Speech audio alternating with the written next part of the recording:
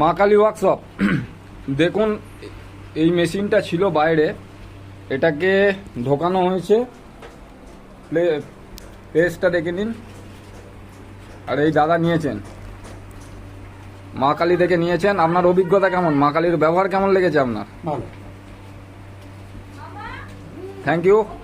Fittings করার পর আপনাদের আবার নিয়ে আসছি, ভিডিও আপলোড হয়ে যাবে। মা কালী অটোমোবাইল ওয়ার্কশপ, মেশিনটা ঢোকানো হয়েছে। এটা হচ্ছে উল্টোডাঙ্গা।